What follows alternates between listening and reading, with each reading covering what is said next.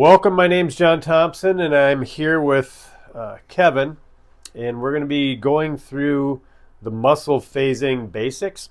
And today I want to talk about the hands and what roll call looks like if you're dealing with wrist pain or thumb pain or carpal tunnel or any of the other things, maybe even elbow pain. But we're going to start with some roll call, seeing what works. I like to take the hand and use it through the entire shoulder. So push that out for me nice and easy. Good. And pull that in.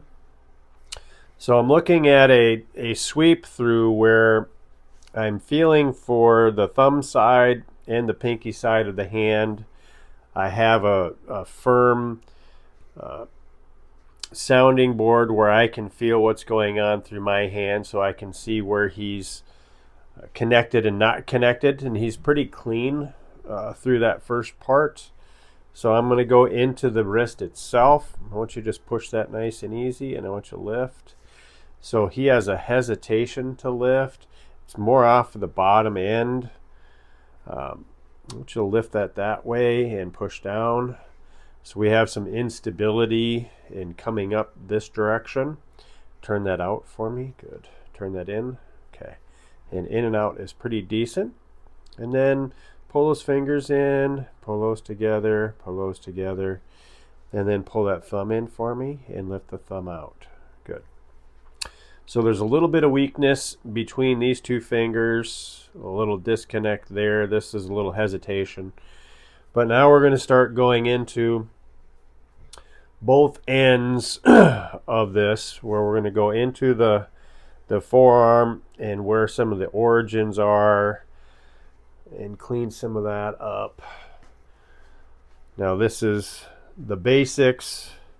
This is starting with a toolbox of lotion in my hands. Now how I'm working 19 years of practice, if Kevin were to show up, I have a different toolbox, but you build your toolbox as you go. So right now I am looking for tension, and we've got some decent amount of tension. Kevin is a power player with the hands. So when I met him 10 years ago, it was lots of extreme holds, and his hands were very fatigued. And now his hands are in much better condition, but you know, he's a therapist just like me, and I was fiddling. And now he's got to hold little babies too. So he's got an 8-month-old boy and a 4-year-old girl at home. Oh.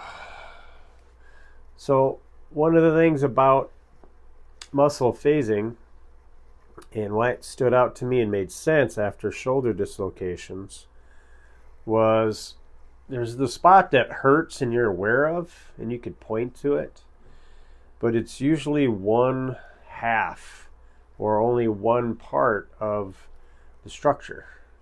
So if he's feeling pain here, you know, this is the brachioradialis, and the other side of this muscle is up here. And just like having a bungee cord and you're going to strap something down, well, you could have a very good, secure, hook into something solid on one side, and if the other side isn't solid, that strap isn't doing anything. So you need both sides of it secure. Yeah. So now I'm going into basically where the humerus flares out at the bottom. It'll go from round to flared. And we got all of this extension and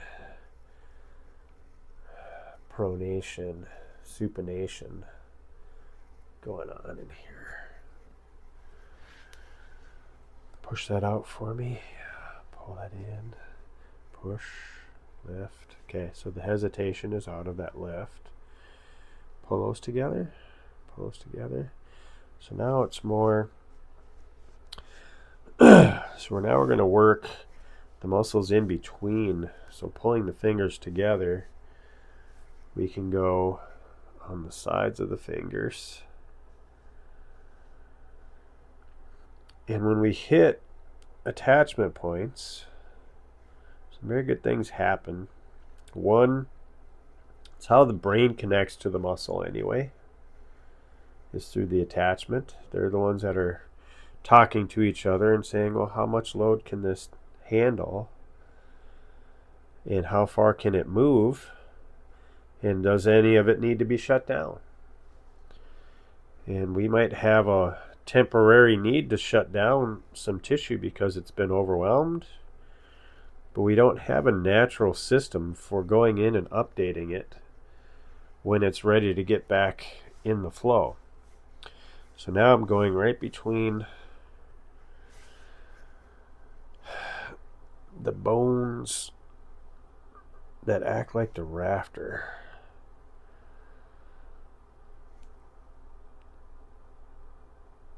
Yeah. And then when we hit spots that are, let's say, excitable, I'm just making sure that Kevin's breathing. And his breath will give me a pace of which we're letting some of this upset out of here.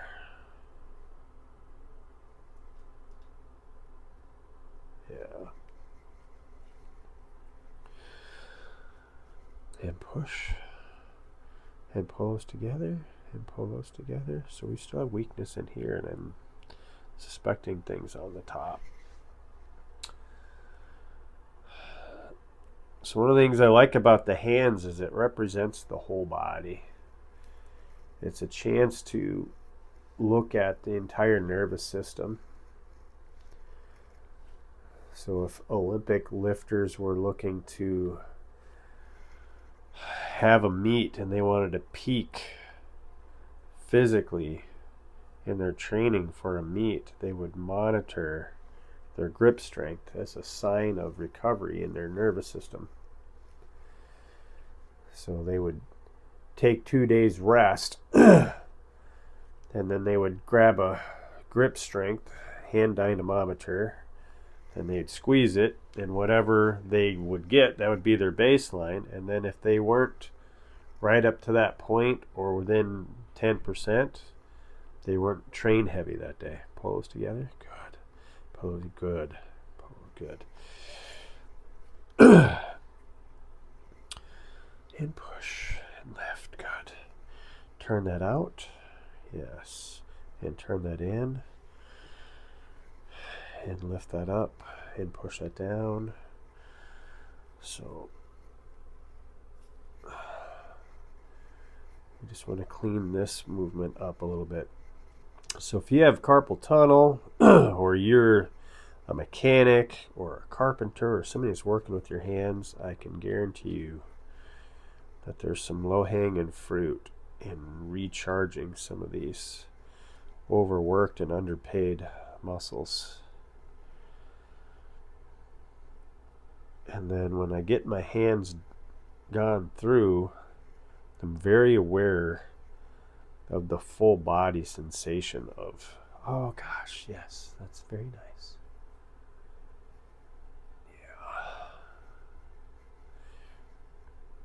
Yeah. And these tendons, they just don't get the blood flow.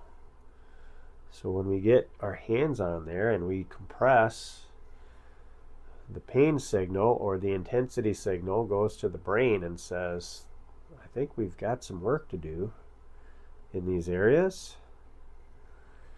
And then when it sends some new stimulation to reboot the nervous system and the inflammatory process to go heal or send blood flow,